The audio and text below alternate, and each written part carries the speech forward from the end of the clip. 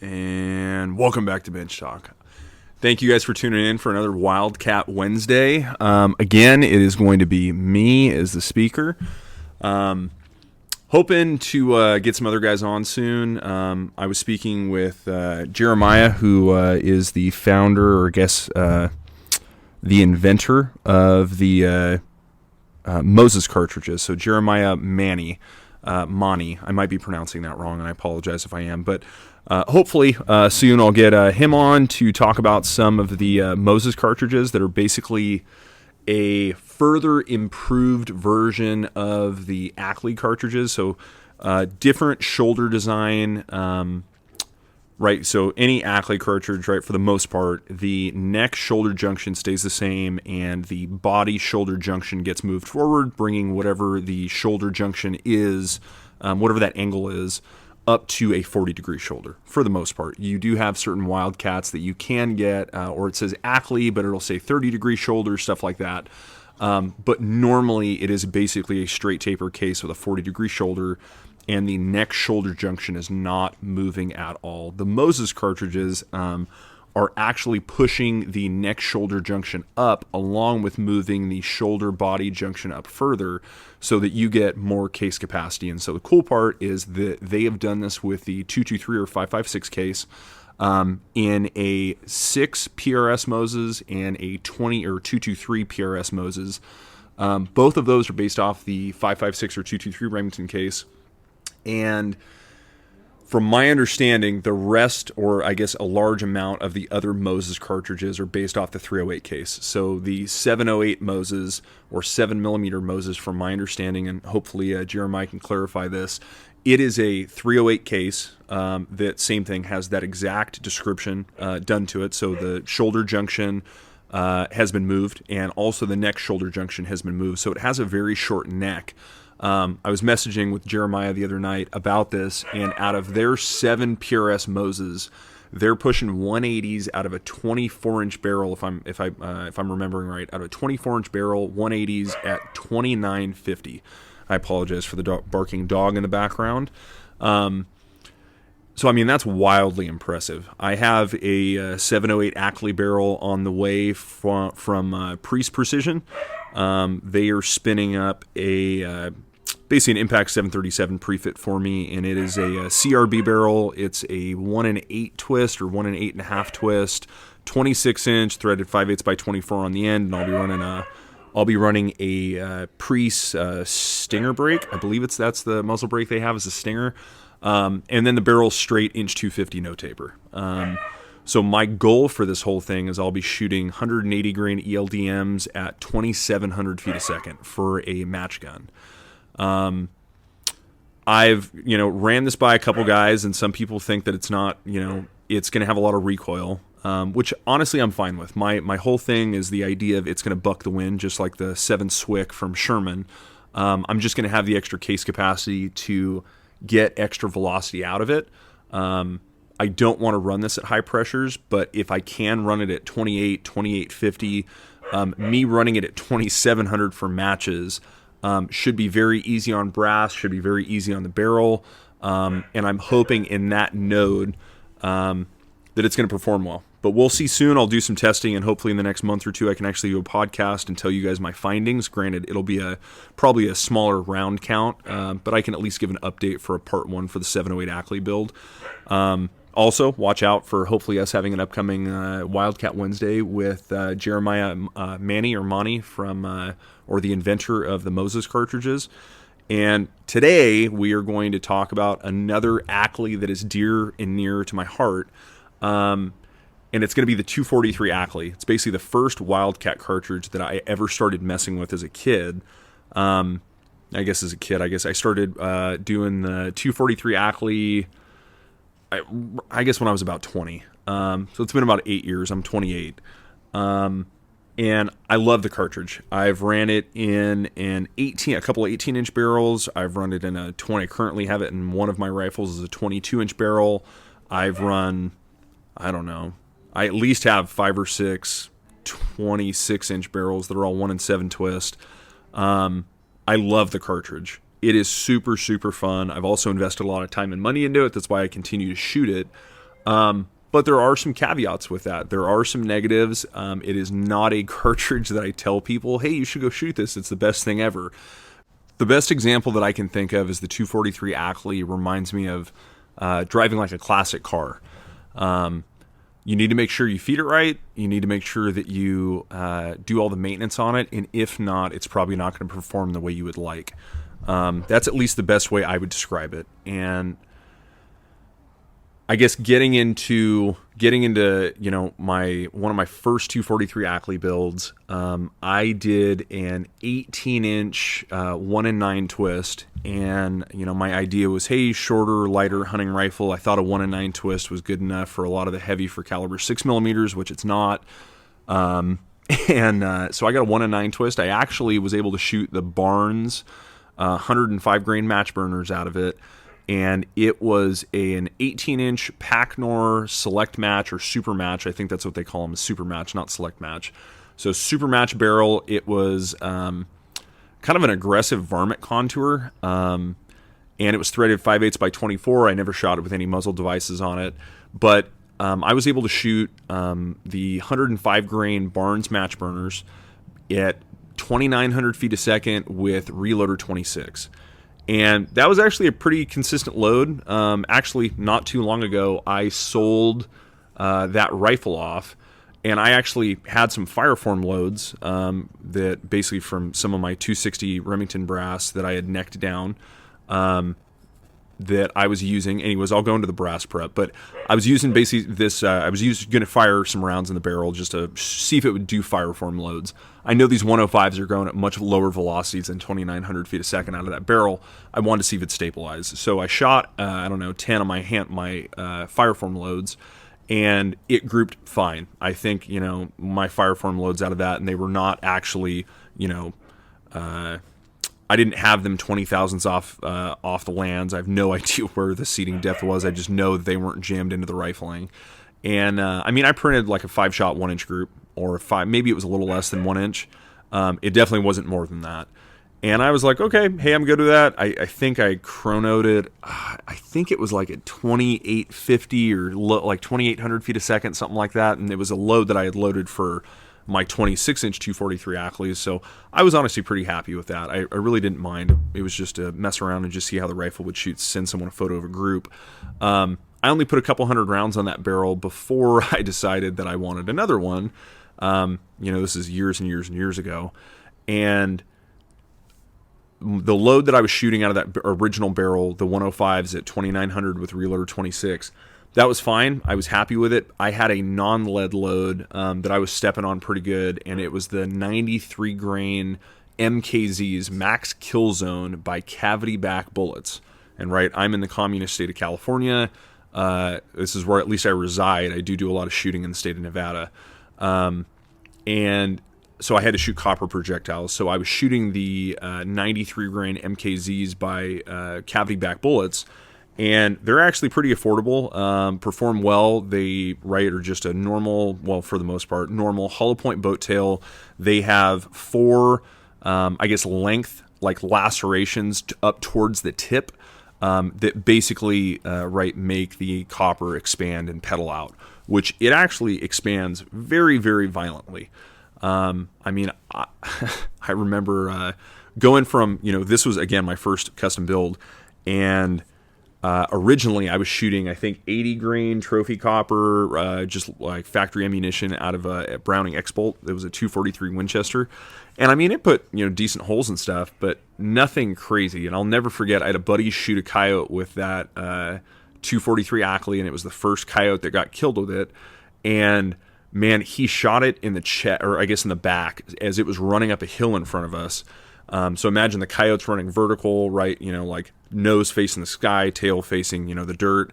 And as it's running up this hill, basically completely vertical, he punches it right between the shoulder blades and dumps it. And I'm like, great. And we go over, and I'm looking at basically the coyote's sternum, and I swear I could have reached into its chest and pulled out its lungs. The hole was big enough I could fit my hand in it, and that was the exit hole. And, that could have been because of where it hit on the sternum. We shot, killed a decent amount of stuff with those. And for the most part, like when we shot hogs, they normally didn't exit. Inside, though, looked, pretty bad. I mean, it did, devastating damage. The one thing, right, not a high BC long range round, but it was fine for what I was doing at the time. So I shot those for a few years out of that rifle, and didn't do a lot of target shooting at the time.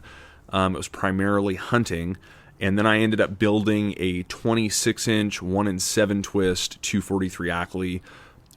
Shot it and liked it, and I ended up having a mishap, which I guess is a learning experience for everyone else. So at the time, out of that 1-in-7 twist 26-inch 243 AI, I wanted to shoot the Barnes 112 grain match burners, because they were basically the same BC as the 150 grain DTACs, but this is like right when they came out, and it was like $100 for 500 of them. I mean, they were cheap. I got a couple boxes. I think I bought a couple thousand, and I'm shooting these things. And I remember as I was doing load development, I was having basically like failed impacts on target at like 100 yards on paper. And I started doing research. Guys are, saying copper jackets are failing, and, these things are blowing up if you're pushing them at high velocities. So I called my gunsmith at the time, and I was like, hey man, what are you thinking about this? And he, I want to say, told me I should try some other bullets. And me being young and dumb at the time, I was like, well, if I can only push these things at like 2850, which is what everyone online was saying, if you push them above that, they're going to blow up. I was like, if I can only push them at 2850, let me send the barrel back and have you chop it down to 18. And he was like, yep, whatever, like no problem. And so that was a Schillen barrel. It was a Schillen 243 AI. And I had it throated to my max cartridge overall length, or I guess like my jam point was basically like 2.940, something like that. And I had them throat it long. You can actually get, if you get a barrel through Schillen, like one of their prefits, which they call the alter nut, you can actually have them throat the chamber, basically the free bore. They customize it based off of a dummy round you send in. So that's exactly what I had done. So I send it off to gunsmith. He cuts the barrel down to 18 inches. I'm shooting these things. They're shooting fine, but I'm shooting them, at much lower velocities, like in the 27s. And I ended up working a load up with Reloader 26, and I got them up to like 28, 2850. And I started having bullet failure again. And just weird shit was happening. My groups were crazy. And so I did way more research, and I ended up finding out that some guys had figured out that there were a couple bad lots of bullets from Barnes. And I checked, and a bunch of I think it was like 3 boxes out of the like 4 or 5 boxes that I bought of the match burners were this serial number. And so just for shits and giggles, I went out, loaded up some bullets from one of the other boxes, and that rifle, no shit, shot like a 1/3 inch 5-shot group at 100 yards. And I immediately was like, oh no, like I could have kept all that extra barrel length to take advantage of the Ackley cartridge, right? That's what everyone's doing, is you're maximizing case capacity with the improved cartridge. And I mean, granted, there are other benefits to, the geometry of the case with the 40-degree shoulder. People say it stretches less, but that's not why I'm picking the Ackleys, right? I'm picking the Ackleys because I'm hoping for an accurate cartridge. They feed well out of AIC mags, which a lot of other stuff does as well, and the gain in powder capacity for more velocity. But that's the big thing, right? I was chasing velocity at this point in time. And so I actually had those 2 rifles, the 18-inch 1-in-9 twist and the 18-inch 1-in-7 twist, for a very long time, and I shot the shit out of them. And primarily I shot the 1-in-7 twist. The 1-in-9 twist primarily stayed set up for hunting. So think about it in a hunting setting. I was only shooting a handful of rounds with this a year. Normally it was on game. The 1-in-7 twist rifle, which was an accurized Howa 1500 that I had the action blueprinted, I had the bolt bushed, I had the bolt knob threaded, all kinds of stuff done to it, which again I've talked about in previous podcasts, and I would not I would not tell myself to do that again, as cool as it is. It was a cool learning experience. Just now actions are getting better and they're getting cheaper, and it'd make more sense just to go buy a custom action. But again, so I shoot this 1-in-7 twist a bunch, and with H4350 and accurate 4350, I could push the 112s at like 2850. And so I have a video up on YouTube of that rifle, and it shows me at the very beginning of my journey about talking about this stuff, and I do a quick little overview of the rifle, and I shoot a plate at 600 yards a couple times, and my shooting fundamentals are dog shit. I keep bringing my cheek up off the rifle every time I shoot to work the bolt. So you guys can go look at it and laugh at me. I've learned a lot since that point in time, but that rifle for me was amazing in a training as a training platform. It suppressed great. It was short enough that I could take it everywhere. I took that thing hog hunting. I took that thing coyote hunting. I shot the shit out of it, and I loved it. And that rifle at the time, I could take it out and I could print, a 5-shot, I don't know, somewhere probably a 3/4 inch group kind of all day long. That rifle did really good. And yeah, it was nice. Now getting into, me more modern day now, again, I'm still chasing velocity with that cartridge. And I have noticed that, I can get much more accuracy out of that case with doing better brass prep. And that's the caveat to this, is that there, at least in my opinion, as your brass gets more brittle, at least with the Ackleys, and your neck tension goes to shit, that's where accuracy really, really, really falls off. So if you're going to get into it, at least in my opinion, I would be prepared to anneal your brass.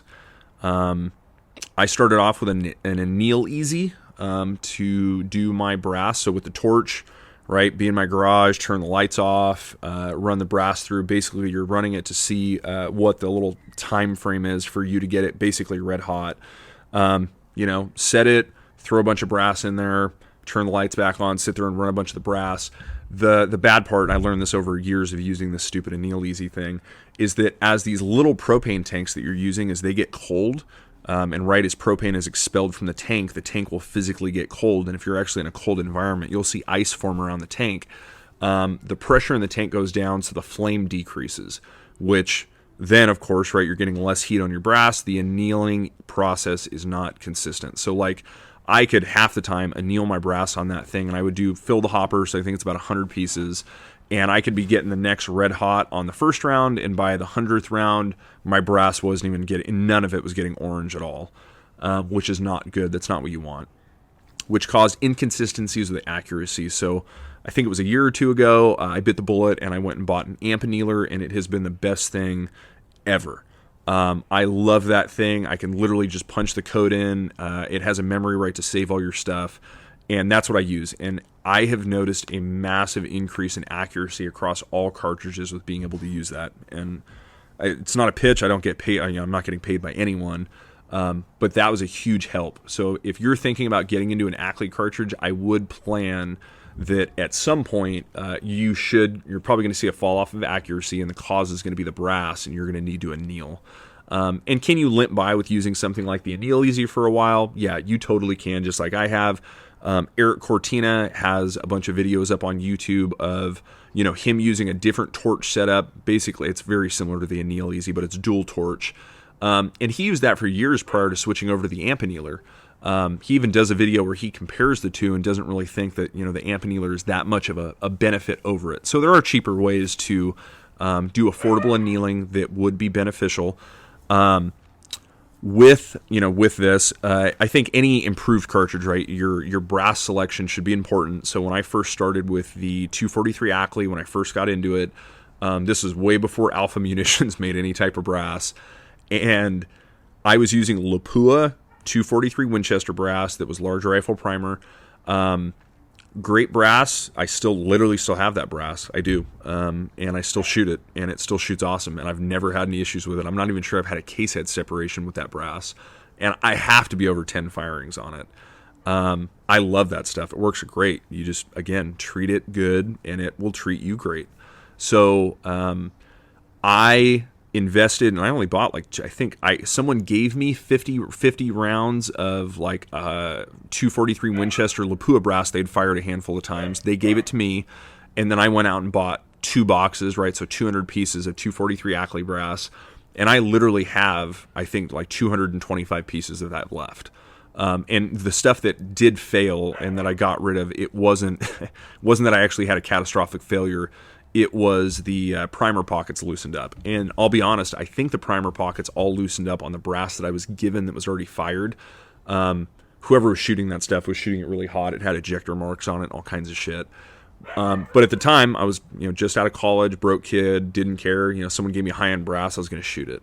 So the one thing I'll note with using Lapua 243 Winchester brass is when you fireform it, the necks end up very short. So I think for the overall cartridge length, for trim length for a 243 Winchester, which is the exact same for the 243 Ackley, is 2.040, if I remember right. I think that's max length, and I think trim length is like 2.030. So a bunch of my 243 Lapua brass ended up coming out fired at like 2.01. So I mean 30 thousandths difference between max and minimum.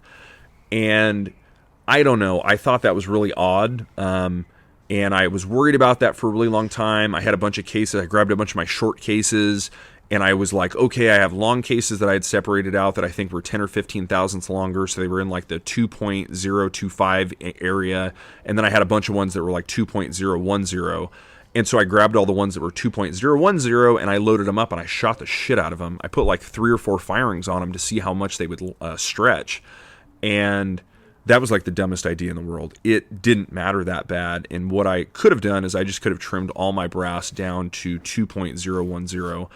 And I mean, would it have made a massive difference? I mean, I don't think so. Maybe I would have gotten that much more of a carbon ring with having an extra 30 thousandths of basically uncovered, neck in my chamber. But I don't think it would have caused that much difference. I don't, because I didn't notice any accuracy differences between the short neck cases and the long neck cases. So if you do this and you go down this rabbit hole, don't be freaked out by having your necks a little shorter. I wouldn't. And I'm kind of a Nazi when it comes to trimming my brass. Every firing, I like to trim my brass down to the exact same length. And that's just my OCD, to be completely honest. That is my OCD. Should your brass be somewhere in the ballpark? Yes, because more neck is going to give you more grip on the bullet, depending on your neck tension. So yes, having them, closer in length is perfect, but that difference didn't seem to matter much, at least in the 243 Ackley. So that was a funny part, something that I had to get over with my OCD was having short brass, but the gun shot great, the brass did awesome, one fireform load, and I think I was fireforming with the 105s, just with a light load, and I would highly recommend when you were fireforming your Ackley brass, or improved brass in general, I would highly recommend your first firing is not a max charge.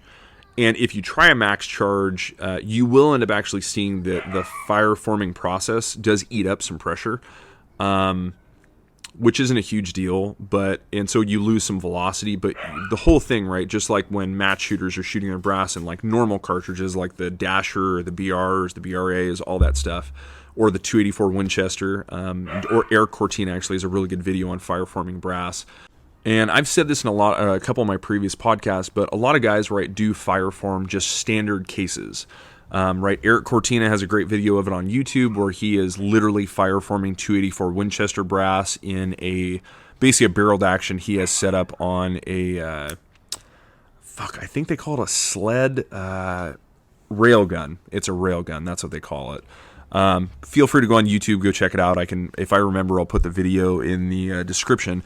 But basically, they're firing, normal cases into a normal chamber, and the whole thing is they're just trying to get all their brass very consistent. So they want to be able to size their brass, all get the exact same shoulder bump, all of that, along with you are case hardening the case, which is great. You do want that, right? The only part of the brass we really need to stay soft, technically, in theory, at least in my opinion and my knowledge. If someone else has something different to say, please feel free to comment in the comments.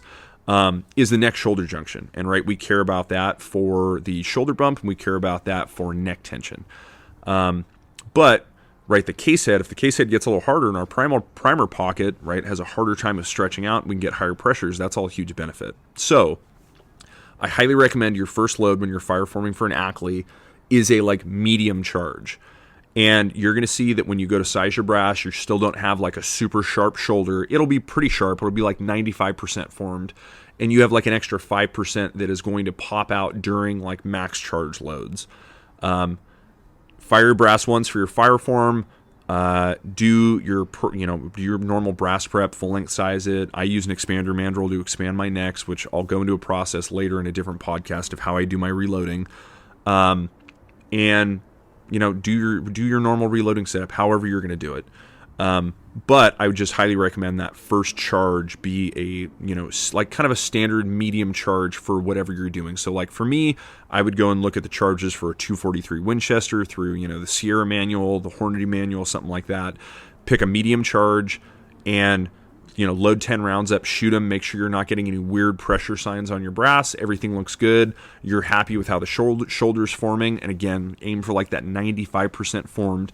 And then do your workup with a full power load, and then see what you can get out of the Ackley, regardless which way you have it set up. For me personally, my favorite die, and I've had a handful of different dies for the 243 Ackley. I've done an RCBS. I've done a Redding full length sizing die that was just their standard, not the Type S. And then currently, I use a Redding full length sizing die Type S. I can get you guys the net call it number. I just can't remember what it is off the top of my head. And then I use an expander mandrel that is basically give me 2000s neck tension. So right for a .243, it's .241. And that's how I do my brass. And granted, I do anneal in there and all that stuff. And then primer, powder, bullet, good to go.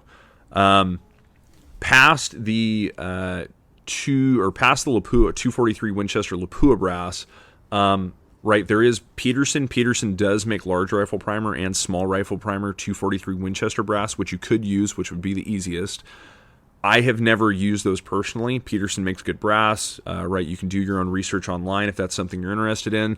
What I did, because I really wanted small rifle primer pockets, and I wanted to partake in the Alpha Munitions OCD primer pockets, I went and bought, and I've bought a ton of this stuff. At least it's got to be up to 2,000 rounds of the Alpha Munitions small rifle primer 260 Remington brass and their large rifle primer brass. I think I have 500 or 600 rounds of the large rifle primer brass. And it's performed great. Granted, the large rifle primer stuff I have not actually pushed at all. The small rifle primer stuff I have pushed like crazy. The large rifle primer stuff, I'm not saying I don't trust it. I was using it for match loads. I tried to run a 243 Ackley, and I actually have taken that to a few matches and shot matches with it. I tried to run a 243 Ackley in matches, and unfortunately figured out, some costly mistakes, which I'll explain later. But that's what I wanted. I wanted small rifle primer brass. I reached out to Alpha Munitions, and basically they told me at some point they were going to run 243 Winchester small rifle primer and large rifle primer brass, but they just hadn't gotten around to it yet. Didn't know when they would. So I bought a bunch of 260 Remington small rifle primer brass and large rifle primer brass, and I just full length sized it to a 243 or 243 Winchester sizing die, nothing special, and loaded them up. Did my fireform loads, and then was able to do my full power loads. And in a 26-inch 1-in-7 twist, I was able to get the 112 grain match burners up to 3,100 feet a second. And I've used Reloader 26, I've used Stayball 6.5, other good powders to use that I have not messed with, but like 4831 Shortcut, 4831, case has way too much case capacity to run Varget, like way too much, unless you're running a really, really light bullet. I wouldn't even try it. Reloader 26, guys have good luck with H1000. I've heard guys have good luck with Mag Pro. I've tried it. Personally, didn't have any insane luck in my rifle. Guys use Rotumbo. A lot of the Magnum powders, because it has so much case capacity. So I was able to get 112s up to 3,100. I've had 105s at 3,150. I haven't messed with anything lighter than that. So what are they? There used to be a company out of, I believe it was South Dakota, and it was called Badlands Precision. And I know there's a Badlands ammunition company that's not the same. So Badlands Munitions used to make copper monolithic bullets. They were very distinct with an aluminum ballistic tip. And so I ended up running those in a 26-inch 243 Ackley with the small rifle primer brass. And I was using not Reloader 26. I was using Stayball 6.5. I got away from Reloader 26. So Stayball 6.5 is actually an amazing powder. It is a really, really good powder in 6mm, and I have no idea why, but I've heard tons of people talk about it, and I tried it, and I'm a firm believer, and it performs amazing in the 243 Ackley case. I was shooting 100 grain Badlands bulldozers, and they called them the bulldozer, and then they ended up making a revision into the bulldozer 2 line. So I was shooting the 100 grain bulldozers out of my rifle at 3250, and I got them all the way up to 3,400 feet a second, and they had a G1 BC of 0.6. They were a fucking hammer. They did great on coyotes. They did great on everything I killed them with. The one bad part, not to say anything bad about the company, unfortunately the owner passed away in, I believe it was January of 24. If I remember right, I think it was January of 2024. The owner of the company passed away in like February or March, which was super sad. I actually talked with him in January and made an order for basically my last lot of bullets I had. And I found out he passed away a few months later and was very sad to hear about it. But the one bad thing with their design is their ballistic tips never fit flush. So I had a bunch of the Bulldozer version 1s, and the aluminum tips would just like fall out of them. The owner was nice and, kind of described, how to put them back in, basically just, put the nose into a piece of wood or something and just kind of tap the back with like a small hammer or like the back of a screwdriver, like the handle. And, they worked fine. It did, but it was kind of annoying to, always wonder like, man, is this going to mess my accuracy up? Which, funny enough, Barnes actually, I want to say they did an article a couple years ago talking about people were always worried about how their ballistic tips on their copper monolithic bullets for like their LRX line don't always line up. And basically, Barnes did a study and said that it didn't matter. The alignment didn't matter. So I'm not even sure if this made a difference for the Badlands bullets. I didn't notice anything when I was checking groups at 100 yards. At 3250 with the Bulldozer 2s, I really didn't do a lot of really in-depth caring about my accuracy when I was shooting the Bulldozer 1s. I was still just, hey, if my rifle shoots an inch at 100 yards, I'm good with it. The Bulldozer 2s, I could do a 5-shot group with my load, 5-shot group at 100 yards, half-inch, all day long. They were great. And I actually ended up shooting an elk in 2023 with that bullet. I shot an elk broadside, a cow elk at 400 yards. She took a couple steps, entire herd took off, and she basically just stood there, and in the snow, I could see all this blood just pouring out of her. I basically just double lunged her at 400 yards. And that was actually like one of my... that's definitely not my longest shot on an animal, but it was like our last day. It was the only time we had seen elk. I was definitely had like buck fever.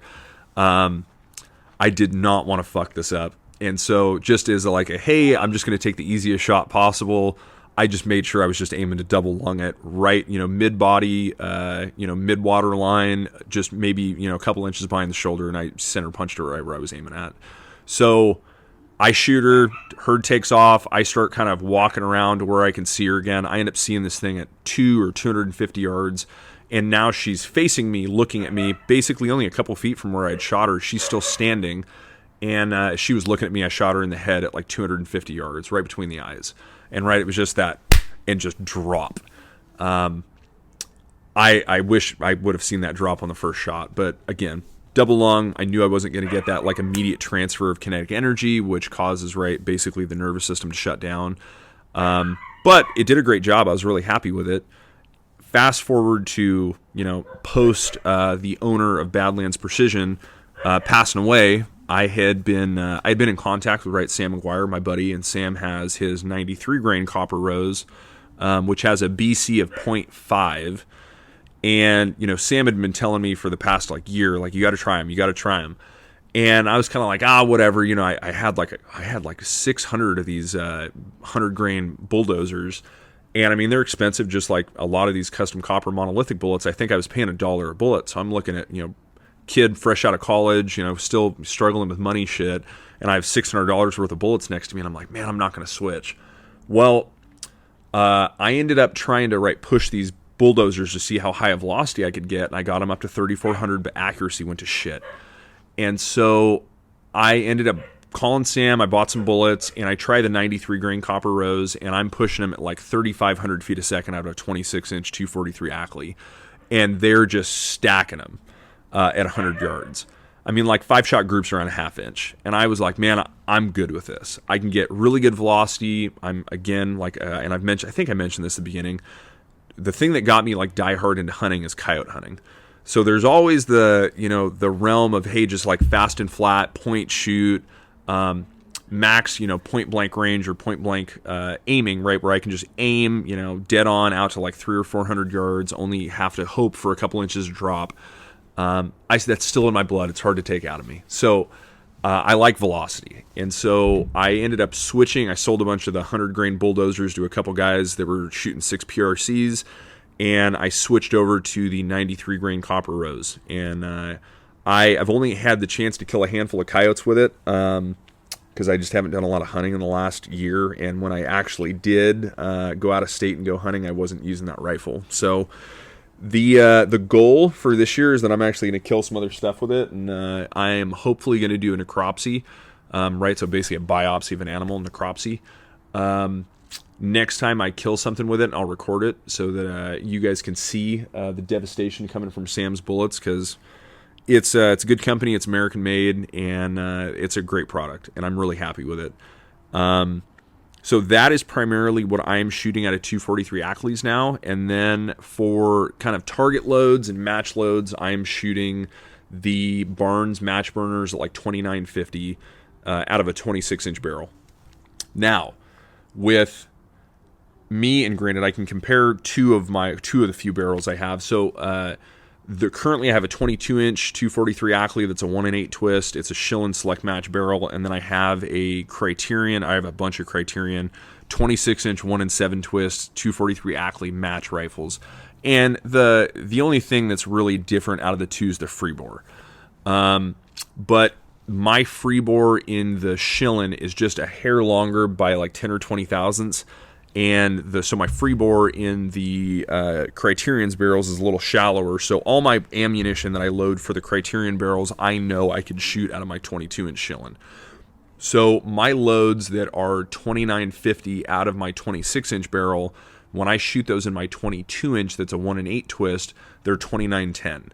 So I'm only, out of that amount of barrels, so 4 inches, I'm losing 10 feet per second per inch. Which is awesome. And so that's a load with 112 grain match burners, Stayball 6.5, and the small rifle primer brass. And I actually do have large rifle primer brass that's in that exact same realm as well. And then I'm shooting CCI 450s. And then I actually have these loaded up in the exact, basically mimicked just in the large rifle primer cases.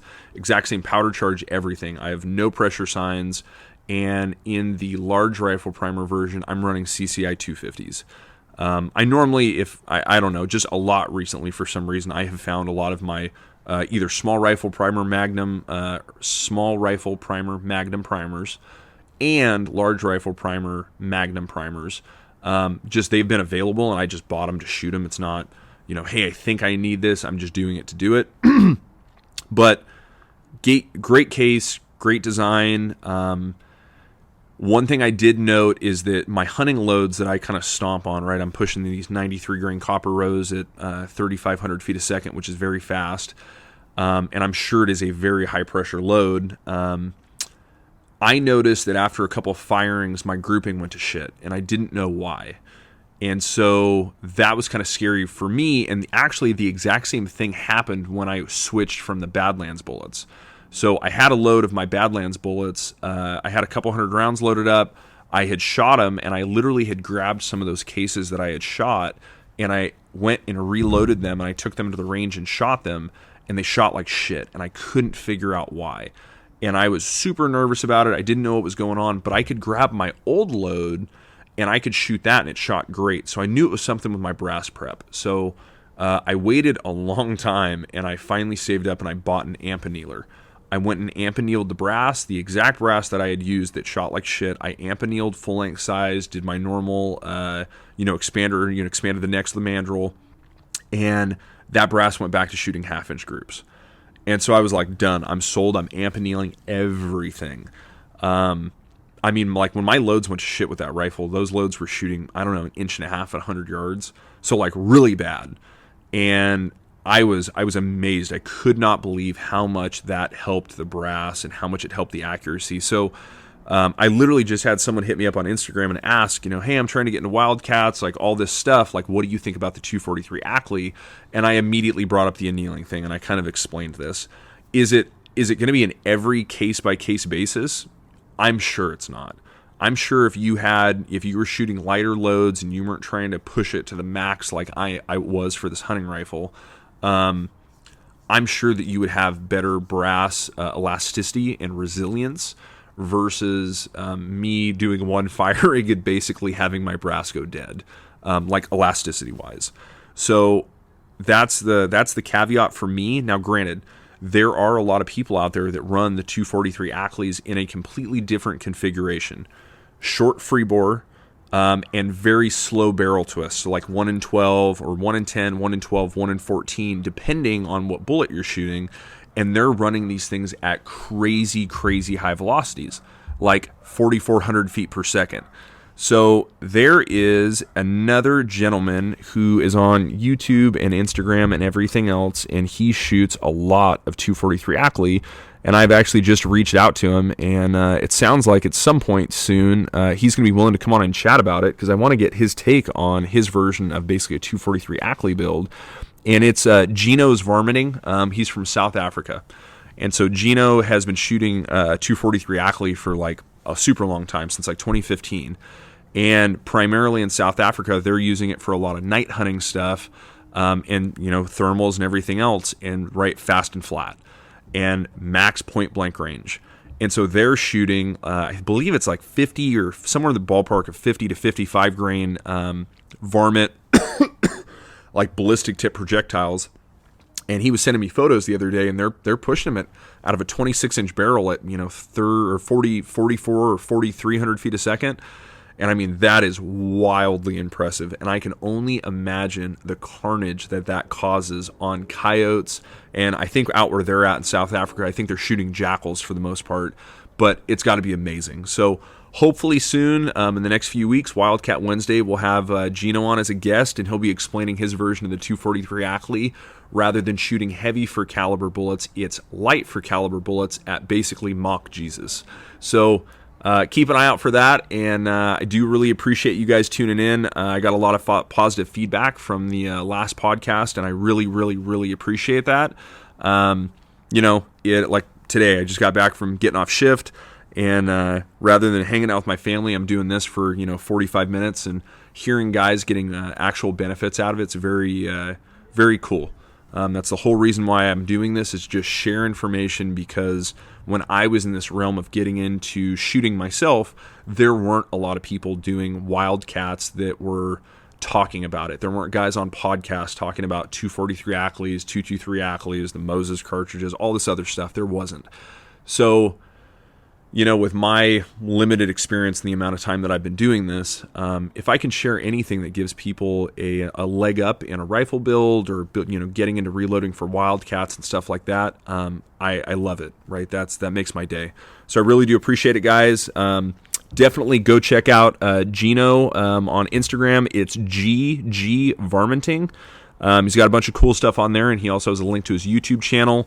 If you guys also want to check out the Moses cartridges, you guys can go on Facebook, and Jeremiah has set up a Facebook group that's all about the Moses cartridges. It's a bunch of people who are shooting the cartridges. I think there's about 100 members, so not massive. But you join the group, and there's a ton of great information on there about the cartridges themselves. I think it's really cool. You guys go check it out. Thank you guys for tuning in, and take care. Be safe.